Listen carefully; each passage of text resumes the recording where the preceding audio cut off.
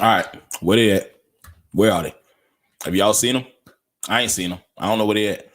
Thought they was here for a second, but they're not. Where are they? I know y'all know where they at. Tell me, please, where they at? Where they at though? Where are they? You know what I'm talking about, right? I'm talking about them Hawks who made a postseason run to the Eastern Conference Finals. Where are they? Because the team that we are seeing, that's not the same team. Clearly, I'm going to talk today a little bit about why they're not the same team and what could be on the horizon after this.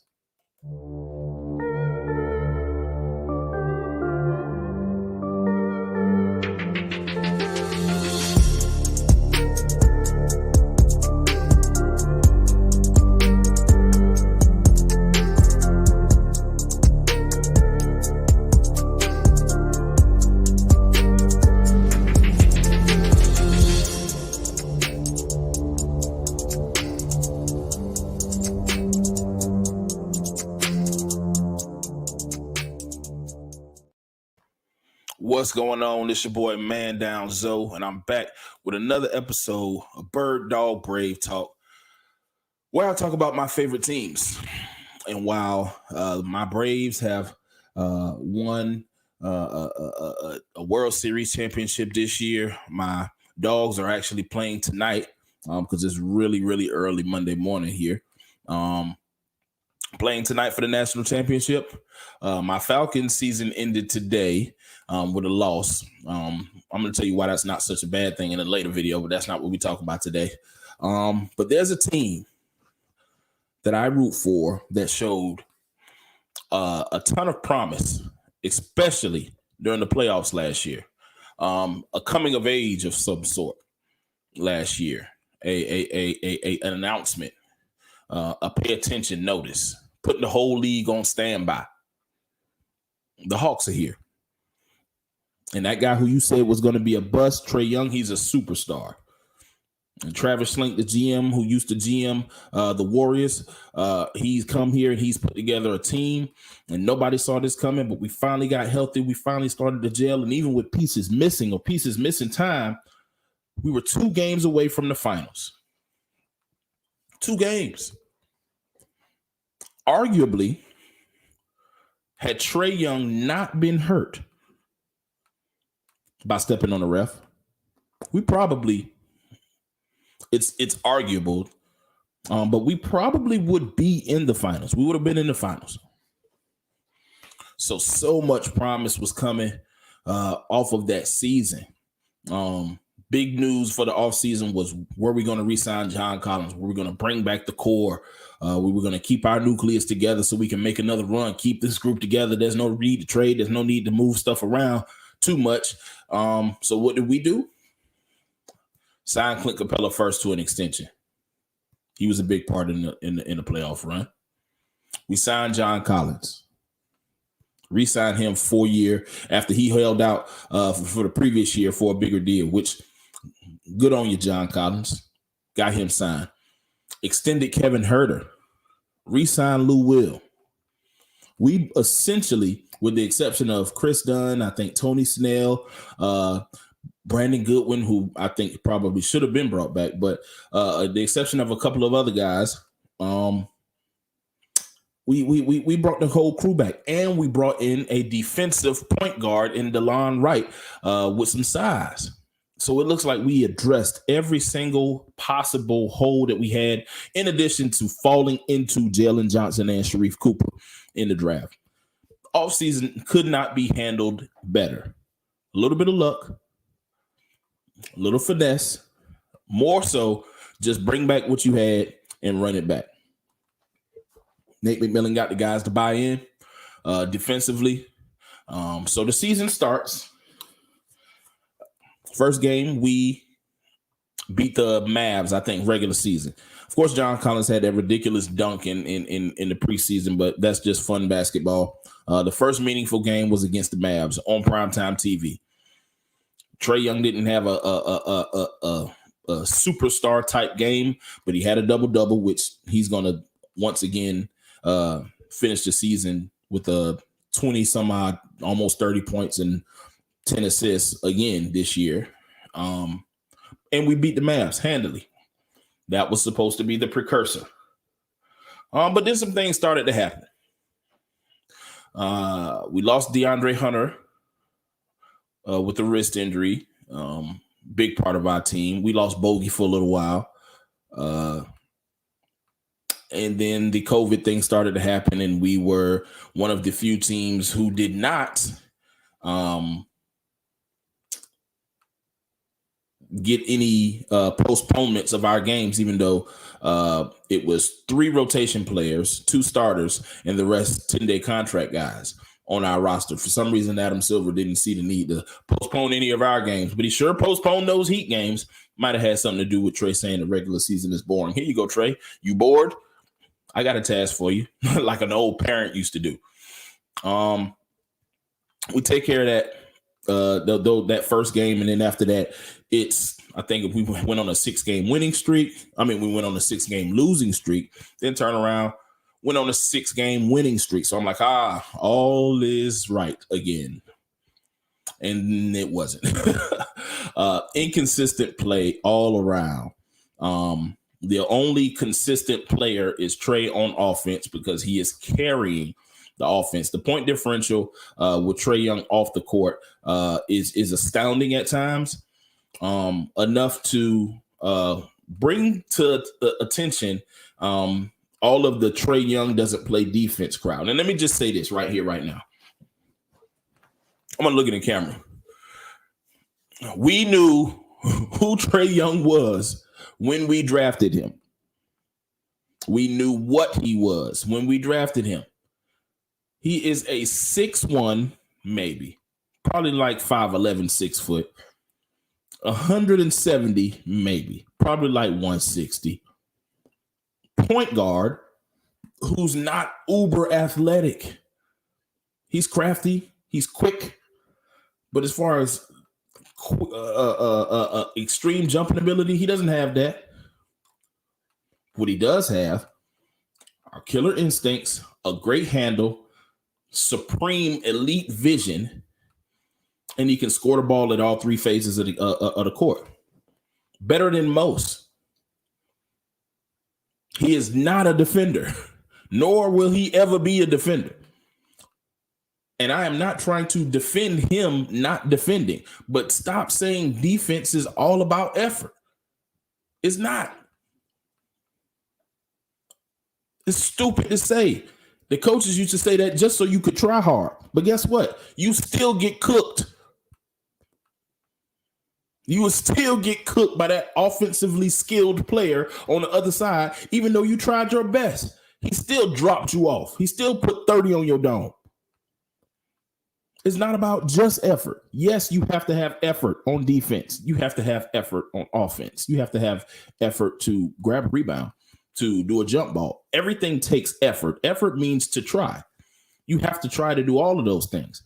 But there's a reason why Draymond has long been a defensive player of the year candidate in this league when he's an undersized power forward with non-elite athletic ability.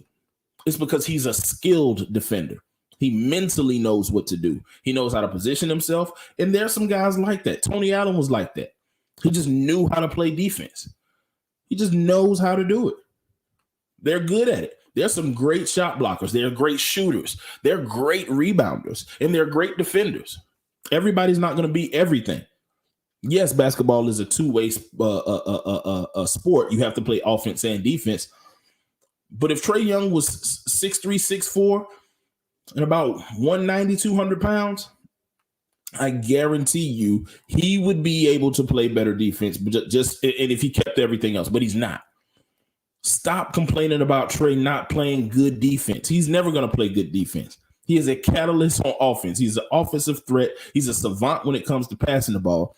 That's what he is. And he's a superstar. And he's the best player on the team. What Travis Slink did, knowing his defensive liabilities, he supposedly, I'm saying supposedly because it hadn't been happening this year, brought in players who were supposed to offset that deficiency with their perimeter play, like Cam Reddish, like DeAndre Hunter, like DeLon Wright. These guys are guys who are either potentially have the potential and the frame to be really good KG defenders, or guys who are already known as being a defender in the league, and that's DeLon Wright and Dre Hunter. Honestly, he's made his name. If he can stay healthy, then he's going to be one of the better defenders in this league. The problem is that has not been the case this year. Cam Reddish dealt with injuries as well, off and on inside of the lineup. And he also dealt with some stupid lineup. There's no way in the world that TLC should ever be starting over Cam if Cam is healthy. And I don't care what anybody says. Nate McMillan, Joe Prunty, Jim Prunty, whatever his name is, Gent, any of those guys who start TLC over Cam Reddish, and he played more minutes than Cam Reddish in the Laker game, is absolutely ridiculous. I know what Cam Reddish could be with the right system, but after the LP stuff, and now you're playing with this man minutes in the lineup when he's clearly better than the person that's starting in front of him, that's the same stuff he had to deal with before.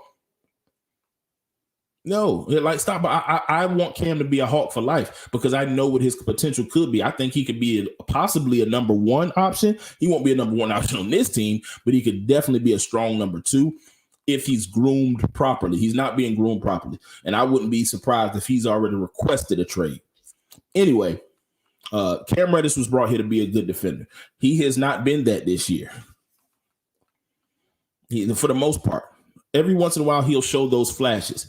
But that comes, Cam is one of those players, just, this is my assumption just from looking. I don't know him personally, but Cam is one of those players that in order to maximize his ability, he needs time. And I'm not talking about time sitting on the bench. I'm talking about live minutes playing in basketball games, meaningful basketball games, so he can know what works, what doesn't. And that's on both sides of the ball, honestly. He has not gotten that. He's not gotten that. DeAndre Hunter has gotten that. When he's healthy, he plays and he starts. And he's been starting since he came in the league. When he's not healthy, he plays. I think he's the number 4 pick. And yes, there's more capital invested into him because we made a trade to move up and get him. But Cam has not had that opportunity. I think he may have had that opportunity had we not slipped in and signed Bogey after the Bucks deal fell through. But regardless of what, he has not had that opportunity. And I think that's one of the problems. Depth is a blessing and a curse. People always say it's a good problem to have, but not necessarily. Because what you do, last year we had a lineup of Trey, Bogey, Dre Hunter, John Collins, Clint Capella. That leaves 2 possible starters in Herter and Reddish not starting. They're coming off the bench. And we're going to try to run with that again this year. This is no disrespect to Bogey, but he's 29. He is who he's going to be, which is a great shooter, especially off the catch and shoot. The step back, he has that in his game, but I always prefer him catch, shoot the ball. He's great. He's great. But I don't see him turning into this offensive weapon that, can be the alternate to Trey. And I also never see him being an elite defender that you need next to Trey. Which brings me to another problem. The Hawks don't have the lineups that benefit Trey the most. Every action is going to run through him on the defensive side. It's whoever offense on Trey. Because he's a small guard that if I bump him, he's going to fall to the ground. Or if I get a hold of him with a good screen like I saw LeBron do, it was a front screen. He just stood in front of him, actually held him a little bit. What is Trey going to do? Push LeBron out of the way? He has 100 pounds on this man. He's not happening. So, you need to, in my opinion, my humble opinion, I think you need to put guys who are defensively better than Bogdanovich at the 2 guard. You have Dre. If you're a healthy team, you're going to start Dre at the 3. That's great. He can defend 1 through 4, if you ask me. I think Cam, with time, could be a defender that defends 1 through 4. Maybe just 1 through 3, but definitely 1 through 3, maybe 1 through 4, I'll say. I think that can help. I think Kevin Huerter could start at the 2. He's never going to be able to give you the defense that Cam potentially can give, in my opinion. I don't think he's going to ever be that. But what I do think Kevin Huerter has shown the ability to be able to get a decent shot on his own occasionally. See the Sacramento game, fourth quarter from two games ago. But I just don't understand how these guys continue to trot out these lineups. And I know at the end of the day, it's all on the players. They're the ones putting on the jerseys. But even today, we played the Clippers today. They said, man, we made a little bit of stops. We're going to beat every team. Guess what? They didn't score 130 points like they gave up to the Lakers the other day. They scored 103. And the Hawks still lost. This team is fractured, and it's a cultural fracture, if you ask me. I think the run that we made this past season in the middle of what we were supposed to be doing, which is rebuilding, was very, very premature. I think we were early to the party.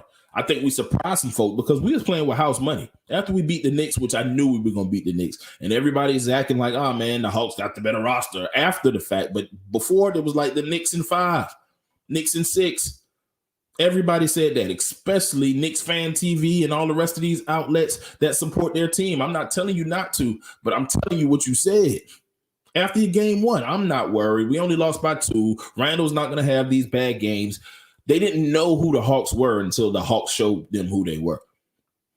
And those games were magnificent. Once we get to the Philly series, we still game 1. It's anybody's ball game now. Now all of the pressure is on Philadelphia because they're the number 1 seed. We're supposed to be gone by now. We're supposed to get swept. Had another guy, I don't remember his name, delete his video because he said size is going to pan out. Ben Simmons is too big. Joel is too big. There's no way the Hawks win this series. It's not going past 6. I posted. I said, I'll be back. Came back. He deleted his video. Stand on business, brother. Come on now. I wish I knew your name. I'd say it right now, but stand on business. Anyway, I think that run was magnificent. Come in, we win that series, the Philly series in 7. After that, we go to the Bucks. Still game 1. Trey puts on the show. He has the Bucks number. He's gonna kill the Bucks every time. We were handily winning game 3, I believe, if I'm not mistaken, and that's when I think they.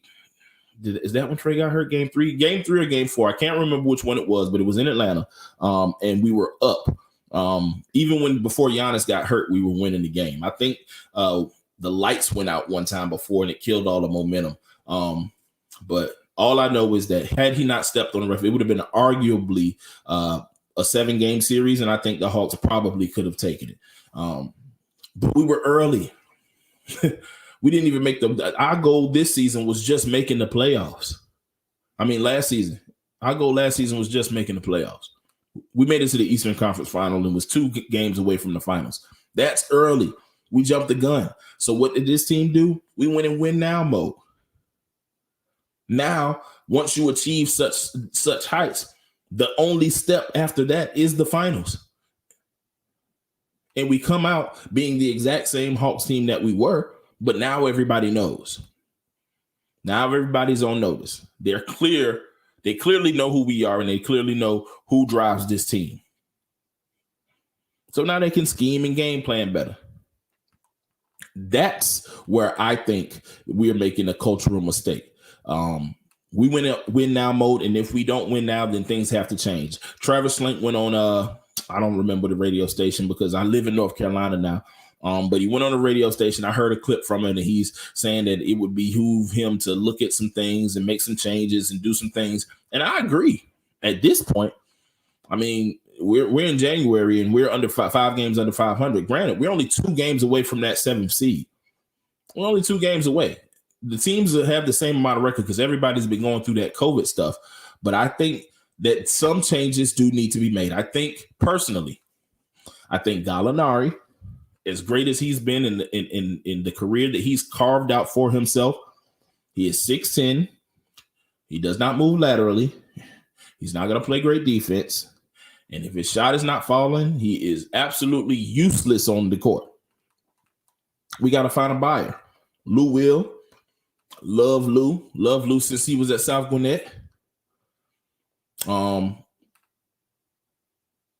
yeah, it's over. Like he's just not the player he once was. He was the microwave. He was supposed to be the microwave, and he got us some wins in the playoffs last year. When the game after Trey went down, we won that game. But like, there are too many spells from him, Gallinari, TLC. I trade him for a bag of chips right now. So if anybody got some Cool Ranch Doritos or anything of that nature that they can, they want to give, it got to be the big bag though. For TLC, I'll take the small bag. What I'm talking about. It got to be the Cool Ranch. That's my favorite. So if you got that, you can get TLC. But yeah, definitely Lou and Gallo are some pieces that we can maybe look to trade to a contender. I don't know what we'll get back. Maybe some more young pieces, something that fits the timeline, but they don't even fit the timeline. They're vets. So, they've done exactly what vets do. They come in, be professional, do their best, be an example for the young guys. That's exactly what they've been. That's exactly what Lou's been. He's a legend. Lou's going to be in the Hall of Fame. Gallo might be too. I don't know. I got to look deep in his numbers, but Lou is. Lou's going to be in the Hall of Fame. But this is the curtain call for him. He's not the player that he once was, and that's okay. He played when Allen Iverson was still in the league. It's okay. But yeah, for this Hawks team, I do think those changes can be made. I don't want to trade Cam Reddish. I think Cam Reddish has the potential, as I stated before. But I kind of understand making that move because I don't know what they are doing with him. DeAndre Hunter is another piece that could possibly go. I don't want to trade Dre. He is outstanding defensively, and he makes such a difference for every single player on the court. He makes it easier because he can defend almost anybody's man, with the exception of the fives. So he makes it easier defensively for everyone.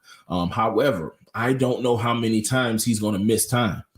He's third. This is his third year, if I'm not mistaken. They're in their third year. So this is year 3, and every single year, Dre has had injuries that have kept him out for large periods of time. I don't know if it's a problem. I need to look back at his UVA history. I don't know if he was constantly injured then, but I know he's always on the injury report, and it's not a sprain here or there. It's always something that requires a scope or a surgery, or either way, months off of the game. Which causes, he's so big to what the Hawks do. He is the glue guy. He's the best perimeter defender. And he's a guy that you can switch on every time, and you really can't abuse the switch because he has that defensive mindset skill where he can get back and he can communicate a lot of things on defense. And that helps. Speaking of communicating on defense, that's something that Clint Capella did a great job of last year. Not so much this year. And I don't know, I have to look at some film, but I don't know if it's the scheme. I'm not sure whether it's the scheme or whether he just regressing as a defender. I've always known this, and I've said this to other people, but Clint Capella will thrive against a center who he is just as tall and or just as strong as.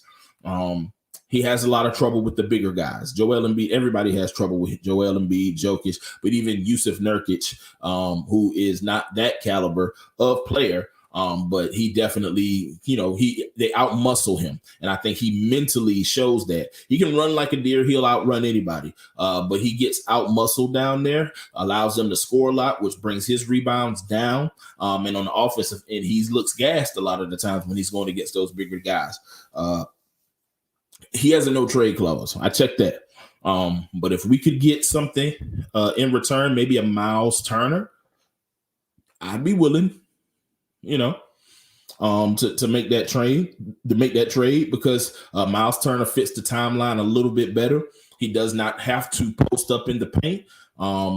The only issue that I would have with that, he's a great shot blocker, not as good a rebounder as Clint, but a great shot blocker, and he can stretch the floor, and we won't have to take him out when it comes to making free throws like we do consistently with Clint. The only issue I have is he wants to be a bigger part of the offense, and I think coming here, it would be a lateral move as far as what he does in the offense for this team.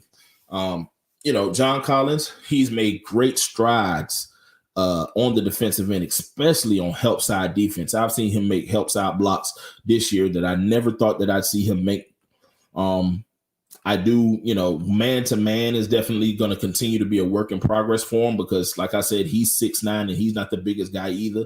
And some of the guys he gets switched on, like those centers, matchup problems. He has to learn to not foul. A lot of the times he gets fouled and he does not get the respect or the calls that he deserves. Offensively, he continues to be a model of efficiency. John Collins fits in every single offensive scheme there is. He can do whatever it is you need for him to do. I think that you need guys like that. You don't really have to run a play for John Collins, and then you look up and he has 17 points and 9 boards. That's something that I think that he thrives in. I think he has to get better in one-on-one situations. And I think he definitely has to work on his handle more so he can start to turn and face, because he's quicker than a lot of these guys and he can jump higher than a lot of these guys. But it seems like he's dribbling it off his foot every time he turns and faces and tries to make a hard move to the cup. So he'll continue to be a work in progress. He's done nothing but gotten better every year. I'm a fan of JC, and I'm glad we re-signed him. Trey, we know what he is. He's the star of this team, and we can't go without him. I think the Hawks know exactly what he is, and putting those right pieces by him is definitely going to be a game of hit and miss. And I think honestly, we've hit more than we've missed when it comes to putting the pieces around him. It's just not all clicked yet. Bogey has 2 more years after this year on the contract that we have for him. He has a 15% trade kicker at $18 million a year too. A contender would need Bogey. They would love to have Bogey. I just don't know what we're going to get back. Are we going to get back a difference maker if we trade Cam and Bogey plus a pick? What teams are going to be biting for that? The difference makers, in my mind, guys that can come in, that can play some tough perimeter defense right next to Trey, and also can score on the other end. I'm looking at a guy like Jaylen Brown. If he was to be made available, what would be the asking price for Jaylen Brown? The Celtics are up and down this season as well. So what would be that asking price? Would they take Cam and Gallo and Bogey or something of that nature? I don't know what they would take, but I would be willing to put him next to Trey because, one, he's a 25-point scorer. He's a lockdown perimeter defender. He's a uber stupid, goofy athlete. You know what I'm saying? Shout out my man Shaky. But yeah, that's one of those guys that I see playing good basketball next to Trey. And he has the passion and aggression on the court. He doesn't seem lackadaisical. He's a guy that's going to give maximum effort. Hate that word sometimes, but he's a guy that's going to give it, and he's skilled defensively. He knows how to stay in front of his guy. He knows how to make it difficult on the perimeter. So he's a guy. But what would that asking price be? Now, the real root of this problem, not the real root, but one of the main roots of this problem is this coaching staff. Nate McMillan has been notorious for first-round exits, and he's done it every time, every team that he's coached up until last year. I think Nate McMillan is a great leader of men. I think he's a old school, he's a throwback, but he's a throwback that's trying to, change and adapt to the new age of player and the new age of basketball. With that being said, old Dawg, sometimes those habits always come back. The not playing of the young guys or the rookies, it's something they got to stop doing, man. It's the stupidest thing I've ever heard. You play who's talented. I don't care if you're a freshman or a senior. I think that adage, yes, there's some guys who put time in, but guess what? If he's better and I am for the team, like I say, I'm for the team, then I'm going to put in the better player. Stop doing this. That's a part of the evolution. You don't have to sit a freshman if he's the best point guard on the team and start this junior just because he's been here, but he turns the ball over 15 times. Like, what is the use of that? The TLC starting over a healthy Cam Reddish, playing 28 minutes and scoring 0 points. It's ridiculous. Like, what are you doing? Cardio, man? Really, like, what are you doing? For real. I don't understand it. I was in the Hawk Spaces today on Twitter, and I rarely speak on Hawk Spaces, but a lot of the times I get on there and I just like to listen to the pulse of the team. I'm not one of the freak out guys. I also am not one of those guys who is going to turn the blind eye to this either. I do think the changes that need to be made will be made. But I want to read something to you guys that Trae Young, after today's loss to the B team of the Clippers, after we had, all of our guys, basically, the B team of the Clippers beat us. And Trae Young says, Chris Kirschner, who is a character within himself, and we ain't even got to get into all that, but he asked Trae Young, what is his mindset right now after the Hawks lost? Trae Young's answer was, I don't know, to be honest with you. I feel like this is getting repetitive since my early years of losing. We tried so hard to find a win, and it's not enough. We just have to find a way. It's tough. I don't know how to answer that question. I think that stays between myself and myself. And then Chris turned around and said, well, what do you think has to change in order for you guys to turn this around? Trae says, obviously, a lot. We got stops today. They scored 106 points. We didn't score the ball. We scored 93. Today was a different problem. It's hard to say that because we were talking about getting stops after the last game. Today we got stops and we still didn't win. I think it's finding out the meaning and doing it. I don't like talking about it. I like leading by example. I just want to do it.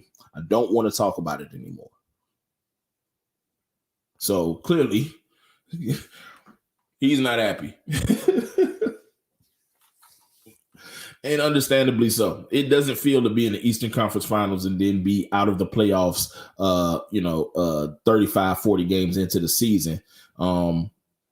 It sucks, man, especially when he's having games that 56, 14 assists. We've had plenty guys. There aren't many 6'1" dominant defensive point guards. Patrick Beverly is not one of them, but he's one of those maximum effort irritant guys. There's a couple of things I think that the Hawks need and that could turn around. One is health.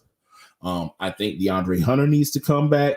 I think he does not fix all of the problems that we have, of course, but I think he makes a huge difference in his ability to play defense, which allows us to play chess with these matchups a little bit more. And most importantly, it completely eliminates TLC from the conversation of being in the lineup. There's no reason he should ever be in the lineup if we have a healthy Kevin Huerter, Cam Reddish, and DeAndre Hunter. Ever. Shouldn't be in the lineup at all. That's our guard rotation. That's our small forward rotation. Two, I think we have to give these guys a chance to play, the young guys. I think we have to, if guys aren't producing, which everybody is producing at a certain level, but I want to see what Sharif Cooper can do. Early in the season, I was making a case for him to get all of Lou Will's minutes, and if they wasn't going to play DeLon Wright, then he should be our backup point guard. I take the bruises. I take the lumps early. Now we're in the middle of the season almost, and these guys have minimal playing time. Jalen Johnson just came back from COVID, so I don't know what type of shape he's in. I don't know if he actually had it or whatever the case may be. But now's not the time to start playing a young guy. Look at Scotty Barnes. Look at Bones Highland. Look at these young dudes who were drafted after Jalen Johnson getting time on good teams and making a difference. It's ridiculous. I don't understand it, and that's on the coaching staff. And also, thirdly, I think that a long look needs to be done by Travis Slink at this trade market.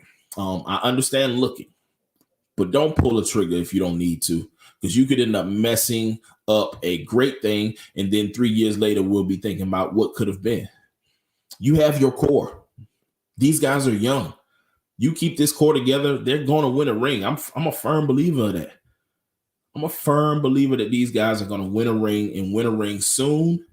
You just got to be patient, but you have to play better. You have to look at our schemes defensively. You have to put the right people in the right places. TLC gives maximum effort. He's not a good defender. Not. I think Cam and Dre in that starting lineup would be better defenders next to Trey. No offense to Bogey. I love his shooting. And let me stop. I do understand how that could limit us on our bench units defensively. Putting Kevin Huerter and Bogey next to each other in the lineup kind of presents a problem defensively, but we're not going against those guys are starting caliber offensive players. We're going against guys who are not apparently for their team starting caliber offensive players. I think we could still be a good lineup if those guys came off the bench. You know, I really am a firm believer that Cam is a guy who needs to play in order to get into whatever he is. Once he got to starting position, he averaged 18 points a game. And it took people getting COVID for him to be able to start. He can get into games. He can get into it. He's one of those players. He needs touches in order to keep it going. And I'm not saying you need touches on the defensive side of the ball, but my confidence and my mindset would be shot dealing with what he's dealt with in these 3 years. He didn't have an offseason coming into the game. He came in hurt. He had surgery, playing through injuries at Duke. Came in, did not get a chance to play much, not a lot of time. Had an up and down season towards the end. He turned it on, got hurt again, coming into the second year, played a little bit better, got hurt again, leading up to the playoffs, got back in the playoffs, showed exactly what he can do. This season, a little banged up here and there, but his time has been inconsistent on the court. I'm confused. What do you want from me? You drafted me number 10. I was a top 10 pick. What exactly is it that you want me to do here? What do you want me here? You want me to be the sixth man here? Then consistently put me in as the sixth man. I think Kevin Huerter came off the bench and Onyeka Okongwu came off the bench before Cam Reddish even touched the floor against the Lakers. I don't know what they're doing with him, and he probably doesn't either, which is probably why he's pissed. He may have requested a trade already. I'm hoping that doesn't happen because I really love the potential that he has. But the front office and the coaching staff really got to get on one accord before we end up blowing this roster up. Who best believe there's one person that I know they ain't getting traded, and it's that guy in the bottom corner down there talking to the ref on his screen. Trey's not going nowhere, and I best believe Travis Slink is having those conversations about who would be going somewhere. Trae Young is not happy. Your superstar ain't happy. The league is in a place where you know what's going to happen next. Last year it was the coach. The next step would be the players. But it might be the coach too. Yeah, wins got to come from somewhere. If we put the right personnel out there, and I think they have the right personnel to win to a certain extent, then a lot's going to fall back on the coach. I don't know what they're doing defensively. Whatever it is not working. We surrendered 130 points to 7 different teams. And that's the most in the NBA by far. You give up 130, I don't care what you do on offense, you set yourself up to lose. So, you know, it remains to be seen what happens. I just wanted to put out a small little video. Well, I ended up talking for 40 minutes, but just want to put out this video because the Hawks look crazy. To all my Hawks faithful, man, stay strong. Definitely going to be tagging Hawks Fan TV and some of the other guys that I saw in the spaces today. I'm kind of new to the spaces and everything, but I definitely want to get some of these guys on the show, talk some Hawks ball with them. All I got to do is send them a link and they can hop right on and we can discuss it. I want to talk some Hawks basketball.